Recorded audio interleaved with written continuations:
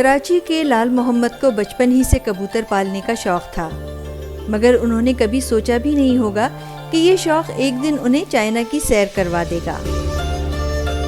8 ستمبر 1984 کو عوامی جمہوریہ چین کی 35ویں سالگرہ کی تقریب روٹری کلب کراچی میں منعقد کی گئی۔ اس خوشی کے موقع پر چائنیز کونسل جنرل نے 35 کبوتر فضا میں چھوڑے۔ ان کبوتروں میں سے ایک کے پیر میں ایک پرچی بندھی ہوئی تھی جس میں لکھا تھا کہ 35 گھنٹوں کے اندر اگر کوئی شخص اس کبوتر کو پکڑ کر لائے گا تو اسے چائنیز گورنمنٹ کے خرچے پر چائنا کی سیر کروائی جائے گی۔ لال محمد کو بچپن ہی سے کبوتر پالنے کا شوق تھا۔ انہوں نے اب بھی اپنی چھت پر طرح طرح کے کبوتر پال رکھے تھے۔ وہ اپنا فارغ وقت کبوتروں کے ساتھ گزارا کرتے تھے۔ روز صبح وہ اٹھ کر چھت پر چلے جاتے جہاں وہ کبوتروں کو دانہ پانی ڈالتے اور کافی وقت ان کے ساتھ گزارتے۔ ایک دن وہ چھت پر گئے تو انہیں ایک بہت ہی خوبصورت سفید رنگ کا کبوتر اپنی چھت پر بیٹھا نظر آیا۔ انہیں وہ کبوتر بہت پسند آیا اور انہوں نے اسے پکڑ کر پنجرے میں بند کر دیا۔ اس کام میں انہیں تقریباً 2.5 گھنٹے لگ گئے۔ لال محمد روز بچوں کو اسکول چھوڑتے ہوئے اپنی ملازمت پر جایا کرتے تھے۔ 2.5 گھنٹے لیٹ ہونے کی وجہ سے بچے اسکول نہ جا سکے۔ اس دن ان کی بیگم ان سے سخت ناراض تھیں۔ ایک تو بچوں کی اسکول سے چھٹی ہو گئی تھی اور ناشتہ بھی ٹھنڈا ہو گیا تھا۔ لال محمد نے اپنی بیگم کو بتایا کہ ایک کبوتر پکڑنے میں انہیں اتنی دیر ہو گئی۔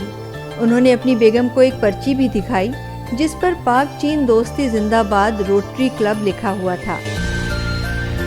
ان کی بیگم نے کہا یہ کسی روٹری کلب کا کبوتر ہے، انہوں نے ہی اس کے پاؤں میں یہ پرچی اس لیے باندھی ہے کہ کوئی اور اسے نہ پکڑے۔ یہ کہہ کر ان کی بیگم نے پرچی زمین پر پھینک دی۔ لال محمد حسب معمول اپنی نوکری پر چلے گئے۔ شام کو آفس سے واپسی پر لال محمد کو ایک دوست راستے میں ملا جس نے انہیں بتایا کہ چائنا کے سفیر نے ایک کبوتر فضا میں چھوڑا ہے جس کے پاؤں پر ایک انعامی ٹوکن بندھا ہے۔ لال محمد نے یہ سنا تو بھاگم بھاگ گھر پہنچے اور بیوی سے پوچھا کہ وہ پرچی کہاں ہے جو کبوتر کے پاؤں میں بندھی تھی۔ ان کی بیگم حنیفہ لال نے کہا کہ وہ پرچی تو انہوں نے زمین پر ڈال دی تھی۔ تمام گھر والے مل کر پرچی ڈھونڈنے لگے۔ آخرکار وہ انہیں گھر میں ہی کہیں رکھی ہوئی مل گئی۔ اس کے بعد تلاش شروع ہوئی روٹری کلب کی، مگر وہ انہیں نہیں ملا۔ تب ایک شخص نے انہیں مشورہ دیا کہ کسی اخبار کے دفتر چلے جائیں کیونکہ 35 گھنٹے ختم ہونے کے بعد ٹوکن ایکسپائر ہو جائے گا۔ 35 گھنٹے گزرنے میں تھوڑا ہی وقت رہ گیا تھا۔ وہ ایک مقامی اخبار کے دفتر چلے گئے اور اخبار والوں نے ان کی تصویر خبر کے ساتھ لگا دی۔ اگلے دن سارے اخبار ان کی تصویر اور خبر سے بھرے ہوئے تھے۔ یہ خبر چائنیز ایمبیسی کو بھی مل گئی۔ ایمبیسی کے ملازمین فوراً ان کے گھر پہنچ گئے اور ایمبیسڈر سے ملاقات کے لیے انہیں انوائٹ کر لیا۔ چائنیز ایمبیسڈر نے ان سے ملاقات کی اور ٹوکن جیتنے پر انہیں مبارکباد دی۔ فوراً ہی لال محمد کا پاسپورٹ بنوایا گیا اور اس پر چائنا کا ویزا بھی لگ گیا اور وہ چائنا پہنچ گئے۔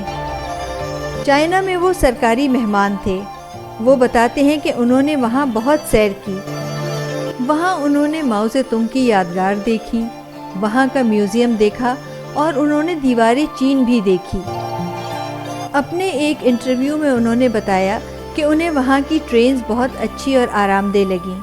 انہوں نے زیادہ سفر ٹرین سے ہی کیا۔